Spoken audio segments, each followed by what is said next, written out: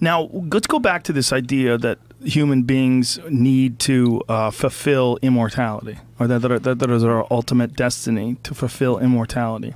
What do you mean by that exactly? Because if there is an afterlife, right, if we do die and then we go to this other place that people are seeing in these near-death experiences, why do we have to do anything? Why can't we just sit around and wait for our physical meat body to stop working and then transcend? Well, this is, again, this gets addressed in David's book, in the Dead Saints Chronicles, because it's our job to transcend. In other words, if we don't do anything, well, something happens to us. And again, here's where the near-death experiences get interesting, because almost none of them are negative. What happens to the real evil monster people that are out there in this world? I mean, does Dick Cheney go to heaven? Gee, if he does, I don't want to be there. That would be hilarious. Imagine if you get to heaven, you're like, Dick fucking Cheney's up here. You got to be kidding me, man. I should have done so much more. I mean, he's in the special waterboarding division where they have... Well, maybe he just, realizes it. No, but seriously, this is the purpose. You'd never know it from listening to these guys. This is the purpose of religion. It's a practice. It's not something you believe in. It's something that you do. And if you don't do it, you don't, unless you go through an NDE, and you come back and you start doing it in one way or another. But it's, my own personal conviction is that unless enough people are doing this and getting somewhere with it, it's not as though everyone's going to become enlightened. They probably aren't. Again, going deep into the whole theories of reincarnation and return and so on, which is part of Egypt and part of all of the Eastern cultures of reincarnation. No, the chances are you don't make it in one lifetime. But these things, let's say, there's a report card. There's a divine report card where these things are measured. I mean, Jesus says, insofar as, the Bible is a scholarly morass, and I usually try to avoid using it as evidence for things because it's so open to interpretation and it's so convoluted to begin with, and who knows what's original to it and what isn't. But, many are called, few are chosen. But those who are called, who do their work or who try to do their work, reap the benefit of that on an internal level that the quackademics can't measure and don't want to measure and don't believe can be measured. But somebody with a presence is very different from somebody without any presence at all. You see that in the world around you as you go. Yeah, I want to bring you back around, though, because I'm still confused. What do you mean by it's our goal to achieve immortality? Like, what do you mean by that? Do you mean, like, the physical body no longer dies? And do you believe that, like, whatever I read, I do not remember what I read, but what I read about the earliest depictions of the pharaohs, that they lived an extraordinary length of time, similar to like Noah. Like Noah in the Bible was 600 years old when he built the ark, correct? Something like that. Something like that. And that this is a common thing. And now, is this because the way we think of time, they had a different interpretation of it, and what 600 years is to us is not 600 years to them? Is it like in the Quran when they talk about 72 virgins? When the expression 72 virgins is not really 72. What 72 virgins means, well, it's interesting because it's 72 again. That's right. What it means is a large. It's like a shitload. Like someone saying a shitload. You'll have 72 virgins in heaven. Like, oh, whoa, what am I gonna do with all them?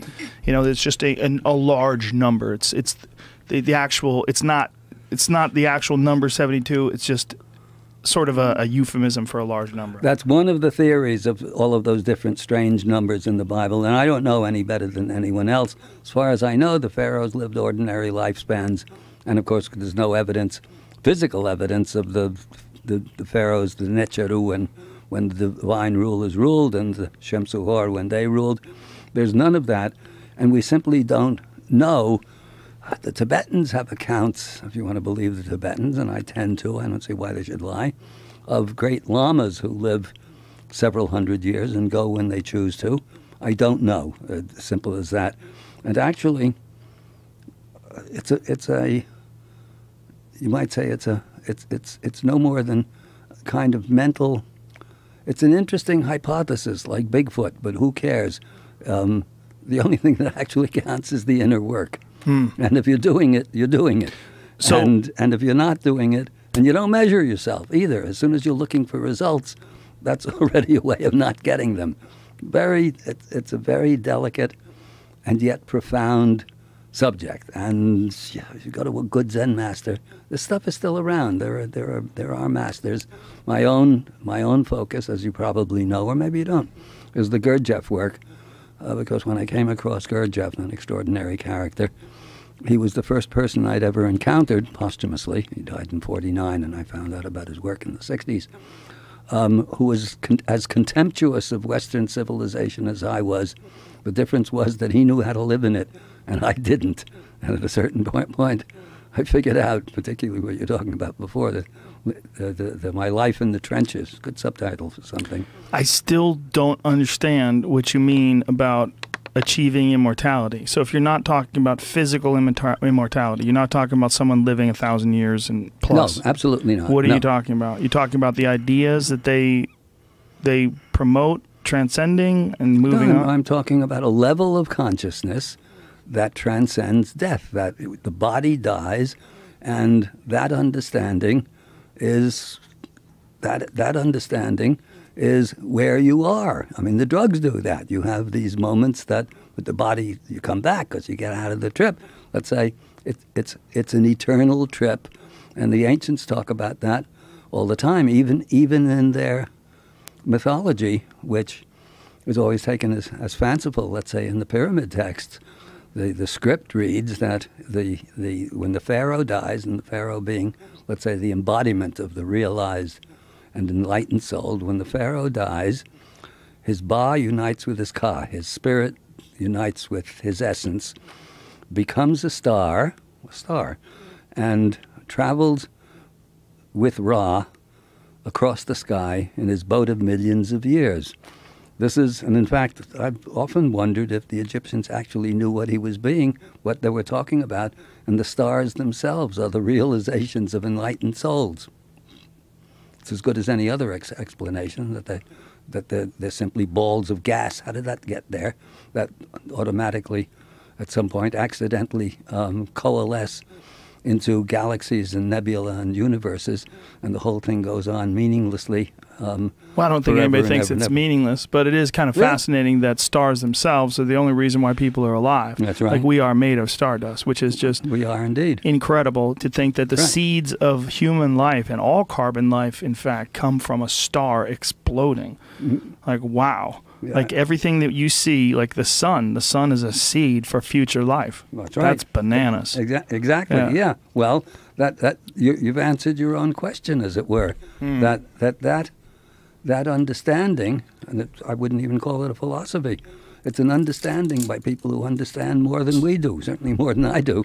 But if you say that's our goal to achieve immortality, that sounds like we're going to get it anyway, no matter what. Well, no, actually, with the NDEs, no. What happens? No? Not really. No, they've had their experience. They've had their X number of minutes of grace, and come back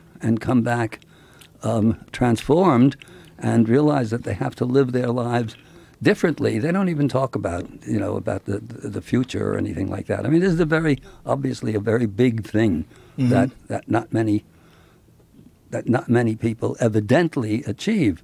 But the effort, like everything else, the effort is the effort, and it's on the scorecard. It's like it's not so different from everybody who picks up a violin isn't going to end up in Carnegie Hall, and everyone who picks up a baseball bat isn't going to play center field for the Mets or any other team. But it's the effort that counts, and it's a certain kind of directed and intelligent effort that is painful in its own way, but carries its own reward, and it manifests in a kind of presence. And just in our daily lives, even with people who are not consciously doing it, but they're doing it, they have a different level of presence, and you notice it when you meet them.